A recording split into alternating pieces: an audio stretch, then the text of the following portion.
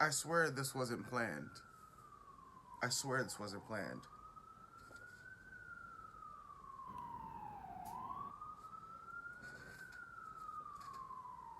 I totally swear this wasn't planned. But yeah, I hear them sirens, right? I know some of you are definitely asking these words. You're definitely asking like, yo, yeah, definitely asking why. Someone gotta say it. Second generation K-pop is over. That's it. It's done. It's dead. No, it's dead, dead. You know. Um, I became a K-pop fan 2007. Yeah, in 2007. And the only group I liked at that time was Kara. You know, Kara was the only group I liked at that time. Um, they have since disbanded, of course. That's we know that. So has 4 Minute. You know, 4 Minutes disbanded. AOA is about to disband. Disclaimer: AOA is about to be done. Um, you know, Sister is gone. Tiara is gone. Girls' Day is about to disband as well. You know, you know, I came more so. I came full circle with K-pop in 2013 when I decided to become a K-pop YouTuber, and that's when I decided to broaden my horizons. You know, that's what they say. And you know that's when I started listening to more boy groups. The boy groups right now who are signing up for Prison 101. You know, that's just what it is. Sungri from Big Bang. You got, you know, dudes from CN Blue, FT Island, Highlight, formerly known as Beast, and the list is going to go on and on and on. It's not the end. Just like, yeah, disclaimer, if you thought those were the only people getting exposed, nah, it's not the end. The news is going to be exposing more people. You know, it's funny because back in 2013, I guess you could say was my real full on honeymoon phase of K-pop, of just being a fan. And in 2014, I decided that I wanted to be more than a fan. I wanted to go into the business side of things, work with concerts, start working with these artists themselves and whatnot. And somehow, some way, I landed up in South Korea back in 2014. And I was given some news at this time that was particularly disturbing, mainly because I am a huge fan of Kara, and I also love Nine Muses. And at that time, I was told about Nicole and Ji Young leaving Kara. So I got hit with the reality that, like, well, damn, like these two members are leaving Kara, and there's members from Nine Muses who's going to be leaving as well. Spoke to Sarah of Nine Muses at that time as well. And I was just still under the I was just still like it was still shocking. My friend Jessica, who went with me when we went to Korea for that first time, she see her shock as well because we're both looking at each other like, what? And she already knows. Like, I like listen. Kara's multiple bias group, so to hear before the news hears that Kara is going to disband, I mean, Kara is going to lose members was already shocking enough. And but the time difference, I guess you could say, between when Kara members were going to leave and Nine Muses members were going to leave versus when the U.S. actually found out was about a whole 2 weeks, which goes to show you that yeah, a lot of these news in Korea that get confirmed and whatnot, these were news stories that were going to be leaked at least 2 weeks in advance, at least for some of these the contract disputes and whatnot. And I remember a post I made on Facebook in a particular Facebook group. I believe it was the real K-pop fans or Black K-pop fans, whichever one it was. But I made a post in that group talking about members going to leave and whatnot. Some people might remember me making that post, and you're thinking about why am I talking about that right now? Because there's going to be some more people who are going to be exposed in this scandal, and I told one of my friends, especially that it was going to get ugly for K-pop, and honestly, I like this whole idea of retiring from K-pop and whatnot because this is something I should have did a long time ago. Something I should have did a long time ago, especially being on the business side of things. Like I said, you know, there's a lot of people turning up right now that you guys are now finding out as trash. It is what it is. Um, I just think back that I should have really been doing. I should have really just minded my business, especially when it came to the business side of K-pop. Like, I'm not here to harp about, a lot of the discrimination and all the other stuff I went through, because that's well documented. I've already talked about it enough. But yeah, I should have minded my business. I should have stayed in the business side. I should have stayed outside of the business side of K-pop, because to learn all this dirty laundry, and then you're just like, why should I be the one to talk about it all the time, or why should I be the one to say it?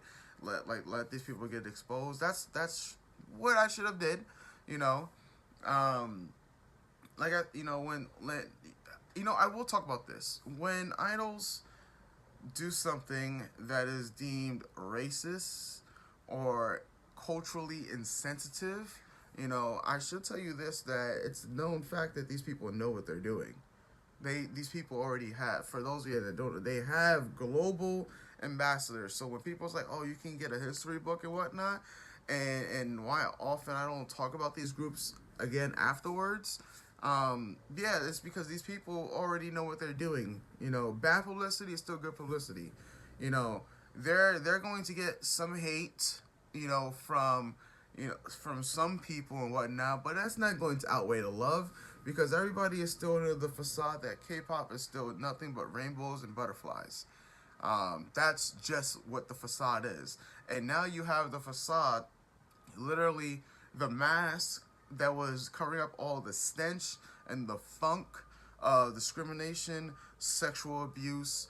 All of this stuff is just now being peeled off and forcibly being taken away, so that people can understand exactly that the K-pop industry is just like any other industry out there. It's ugly behind the scenes. With all the corruption going on, a lot of people think that this K-pop news, is just covering up some other bigger scandal. No, this is the biggest scandal going on down in Korea. You know, K-pop. It's not even a K-pop scandal. This is a nation countrywide scandal that involves a lot of business CEOs, a lot of business executives, and it just so happens that some of your opars and some unnies who are going to get exposed soon, are a part of it. Um, yeah, that's what it comes down to at the end of the day. Um, I had this plan that I was gonna do like more podcasts and whatnot, but honestly, I'm just done. I'm done. Like, I spoke with one of my friends, and they were like, hey, if I was gonna make content on it, and I'm just honestly done. I have friends who are part of the industry as well, in K-pop, and some of the things that I've learned that have been done to them, I'm just like, wow. Like, of course, I've seen, I know what goes on in the industry, and so hopefully one of these days they speak their piece and whatnot. But I'm moving on. Like, I'm gonna, like, guys.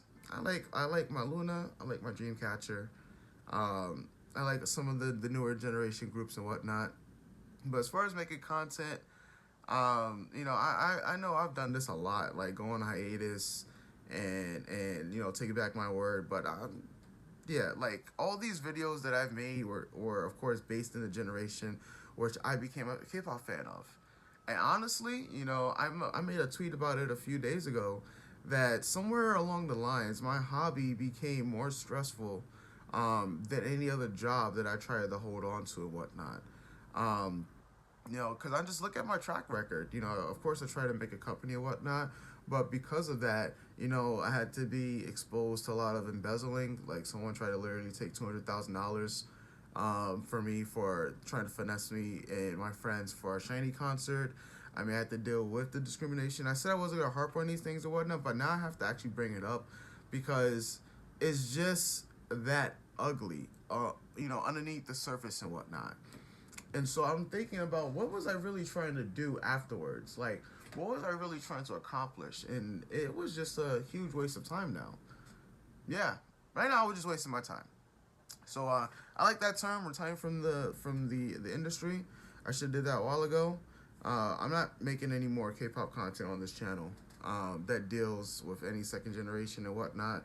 I'm pretty sure I might not be making any K-pop content at all unless it deals with like the one or two groups that I like to listen to. I'm gonna change the content of this channel. Um, don't know if I'm deleting the videos from the past or whatnot. Like, it doesn't really matter. I don't think anyone will really care. Um, and like I said, so for those people out there that want to stay on the island and claim that their oppas and undies never did any wrong in their entire lives, newsflash, you guys, y'all need some help. I know I needed help.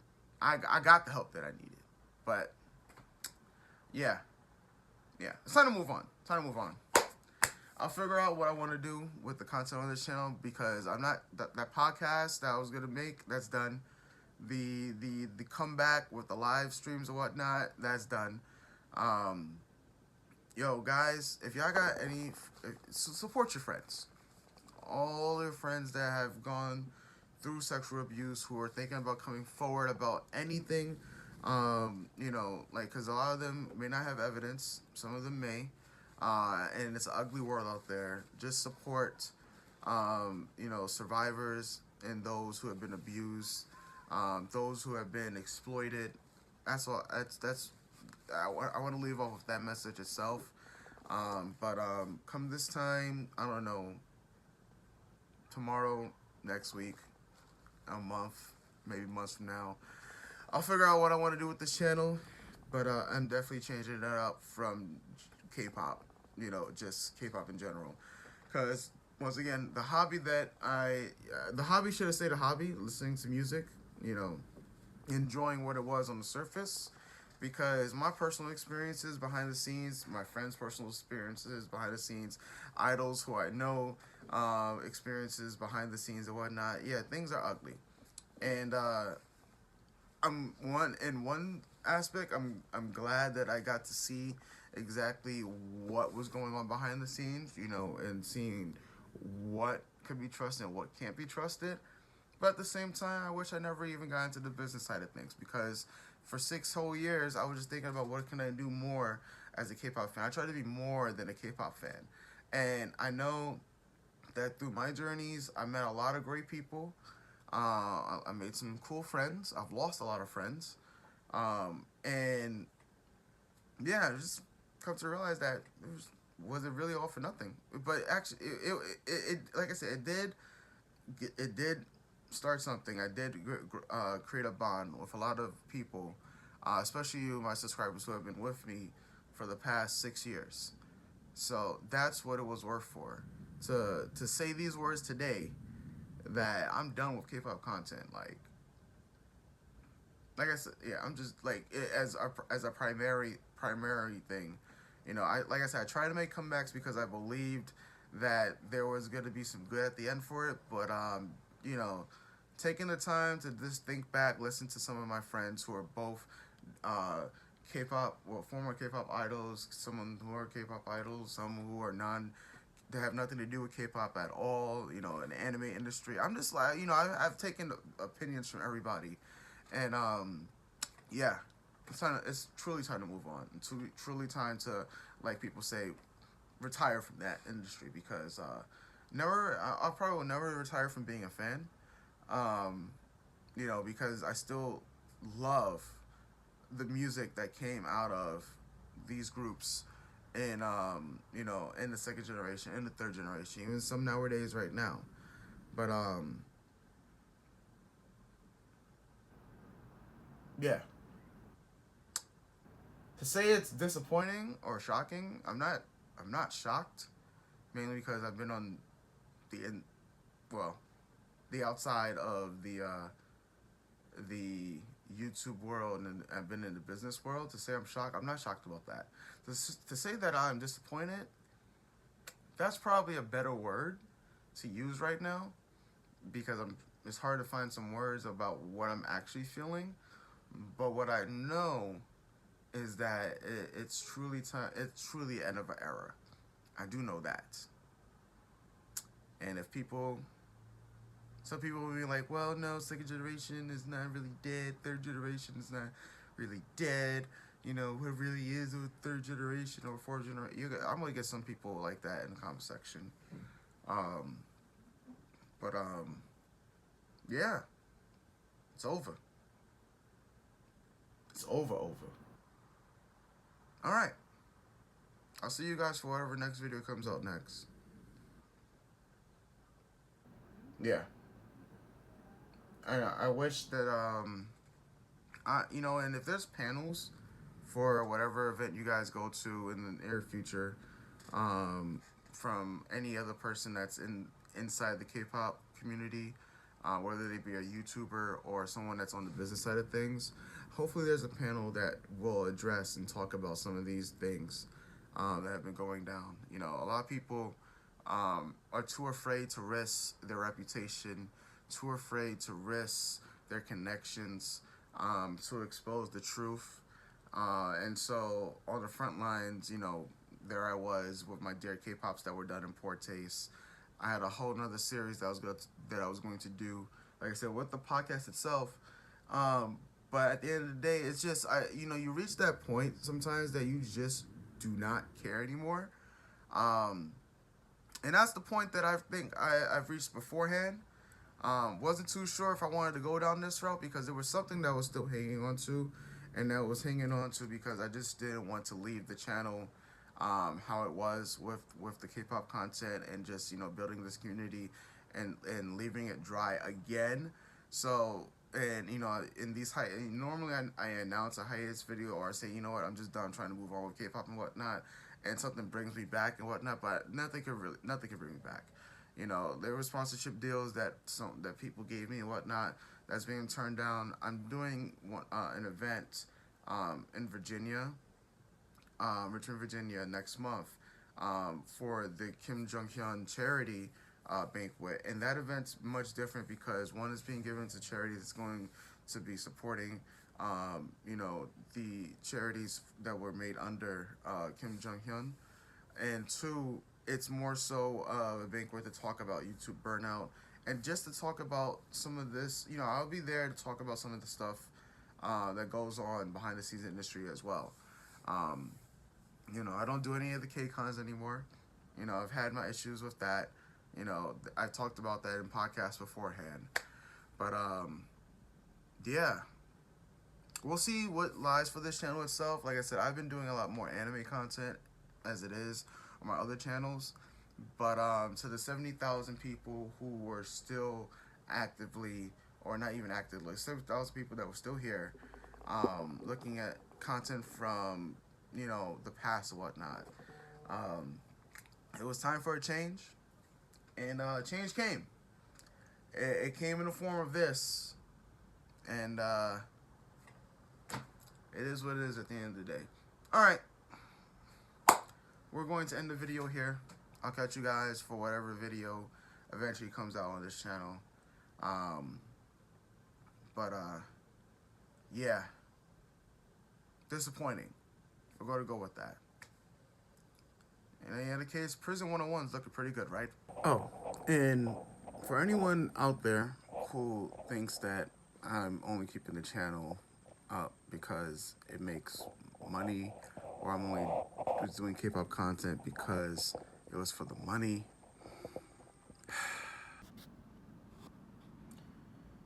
yep,